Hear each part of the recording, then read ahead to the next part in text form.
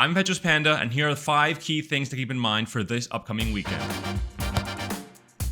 Disco is back. The most played composition in GSC number 1 received numerous nerfs in patch 14.2, destroying its viability at a high level. But for patch 14.3, TF received a sizable mana buff that should return the comp to a healthy spot in the meta. One of patch 14.3's biggest changes revolves around the system changes to loot orbs, where all players will now be guaranteed to have the same amount of item components at each stage.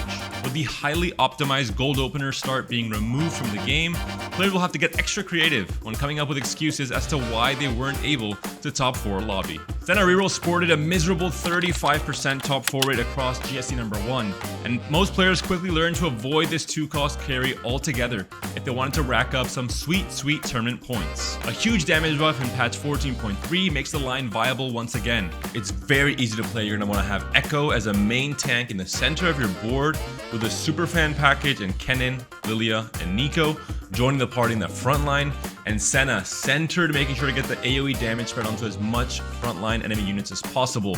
The second most prevalent comp all throughout GSC number 1, Pentakill Superfan, received noteworthy changes in patch 14.2 in the form of a Karthus rework that aimed to take away the explosiveness of Karthus' initial few casts in exchange for the inevitability of massive late fight casts, thanks to the addition of the scaling AP onto his ultimate.